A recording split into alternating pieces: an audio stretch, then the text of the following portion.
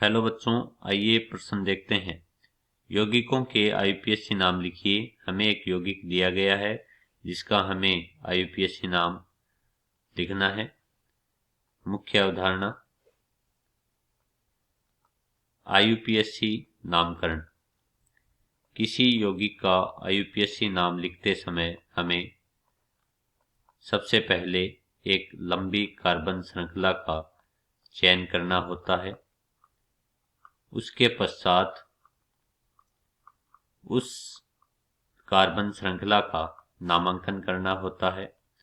नामांकन करते समय हमें इस बात का ध्यान रखना है कि क्रियात्मक समूह को न्यूनतम अंक प्राप्त हो। क्रियात्मक समूह को न्यूनतम अंक प्रदान करने होते हैं। क्रियात्मक समूह को प्रतिस्थापी की तुलना में अधिक वरीयता प्रदान की जाती है। इसके पश्चात जब प्रतिस्थापी का नाम लिखा जाता है तो उनको अगर एक से अधिक प्रतिस्थापी हैं, एक से अधिक प्रतिस्थापी होने पर उस प्रतिस्थापी को पहले लिखा जाता है जो अंग्रेजी वर्णमाला में पहले आता है। अंग्रेजी वर्णमाला के क्रम में लिखते हैं।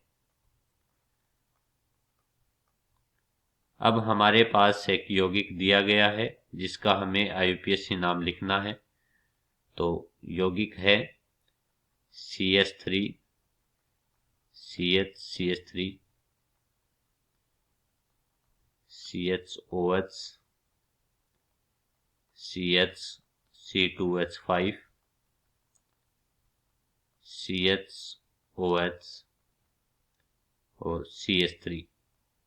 यह एक यौगिक दिया गया है। सबसे पहले एक लंबी कार्बन श्रृंखला का चयन करते हैं।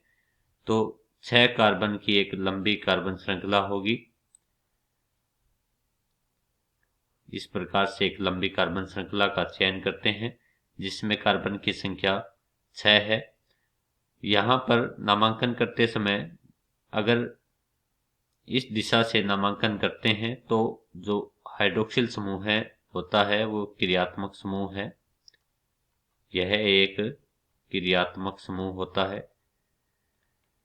यहाँ पर भी हाइड्रोक्सिल समूह जुड़ा हुआ है। इस दिशा से नामांकन करने पर क्रियात्मक समूह को 3 और 5 नंबर स्थिति मिलती है और इस दिशा से नामांकन करने पर हाइड्रोक्सिल समूह को 2 नंबर प्राप्त होते हैं। तो उस दिशा से नामांकन करते हैं जिस दिशा से न्यूनतम अंक प्राप्त होते हैं। नामांकन होने के पश्चात नाम लिखते हैं। चूंकि यहाँ पर 2 प्रतिस्थापी जुड़े हुए हैं, मेथिल और एथिल।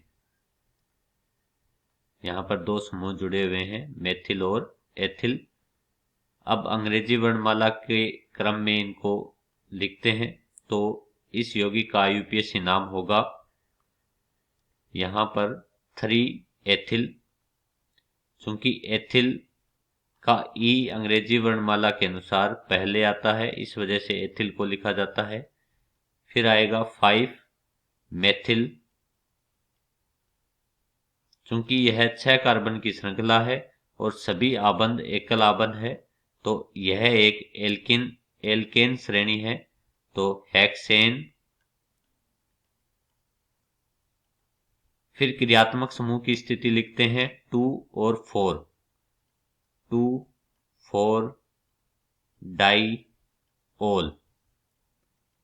तो इस यौगिक का दिए गए यौगिक का सही आईयूपीएसी नाम होगा 3 एथिल 5 मेथिल हेक्सेन 2,4 डाइओल। आशा करता हूं आपको अच्छे से समझ में आया होगा। धन्यवाद।